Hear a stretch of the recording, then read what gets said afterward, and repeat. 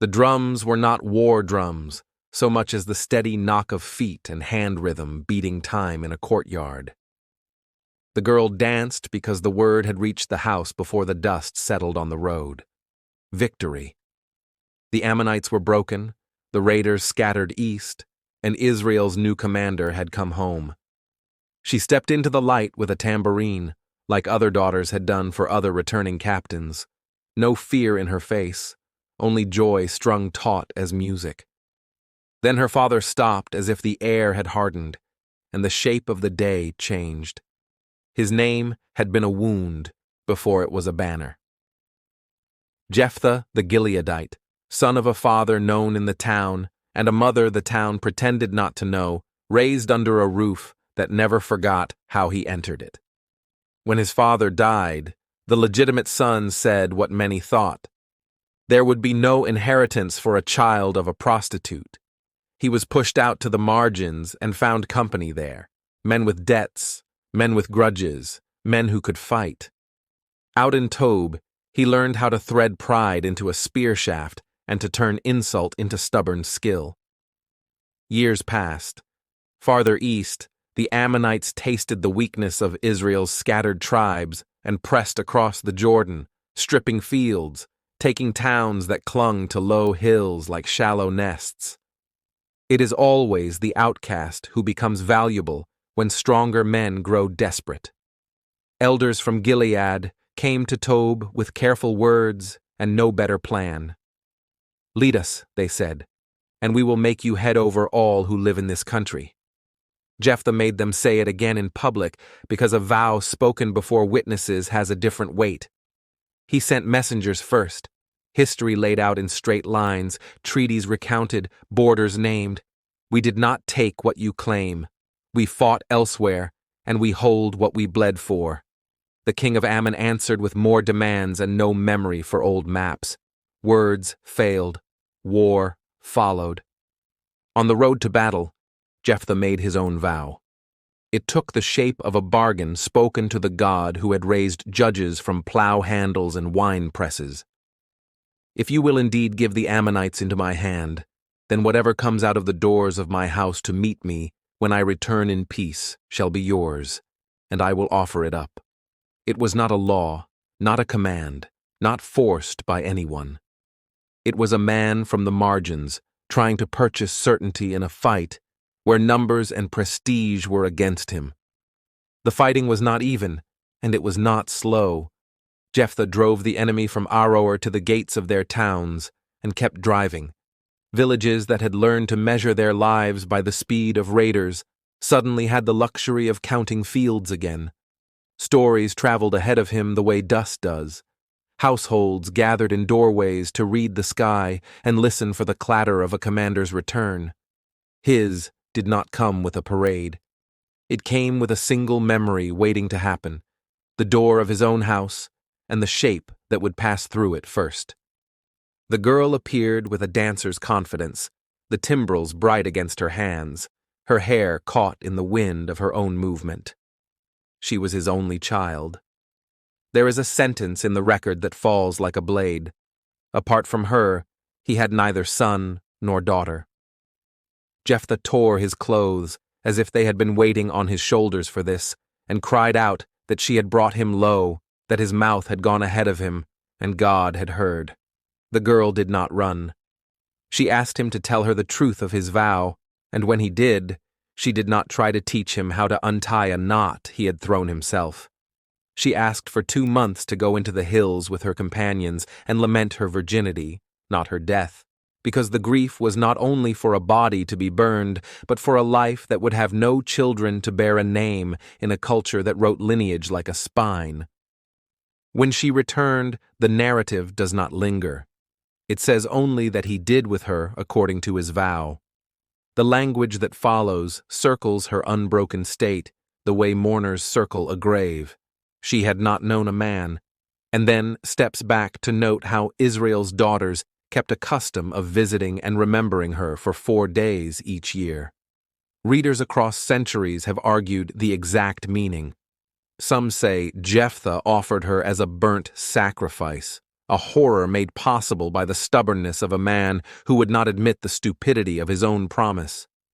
Others say she was dedicated to lifelong service and celibacy, a living offering that cut off the judge's line without taking her breath. The text is sparse. The ache it leaves is not. What is certain is that a vow meant to secure victory became the sharpest instrument of loss in Jephthah's house. There was no son to carry his name. There was a silence where a mother might weep, an empty doorway, and a people who kept a memory with the footfall of young women on a rocky path once every year.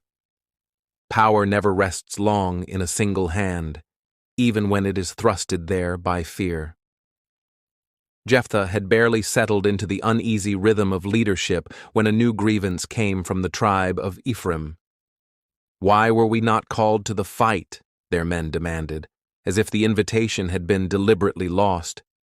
They threatened to burn Jephthah's house over his head. He answered that he had called and no one came, that the risk had been taken without them, and that the result could be seen in fields, in quiet roads, in the fact that Ephraim now spoke from safety. Words again failed. Men in the hill country reached for weapons they had never put far away. The fight was not a clash of armies so much as a breaking of neighbors into enemies. Ephraim marched east and threw insults as barbs. Gileadites were fugitives, rootless men squatting on land that did not belong to them. Jephthah turned terrain into a trap.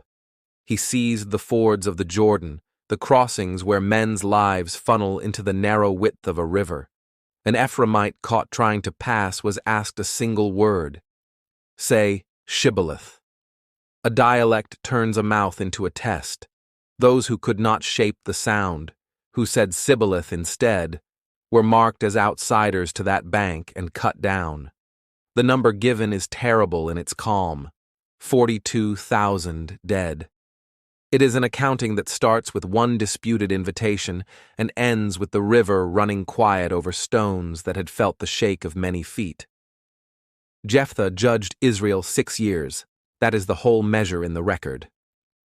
Then he died and was buried in the towns of Gilead, which is another way of saying his grave sits inside a plural. He belonged to a people who had not always wanted him, and who now bore the consequence of his leadership and his limits. His story refuses to fold into a lesson simple enough for a clean moral. It opens with an outcast raised to rescue by the same elders who had sent him away. It rises on a vow that no one needed, and ends in a civil test at a river where a mispronounced syllable becomes a death sentence.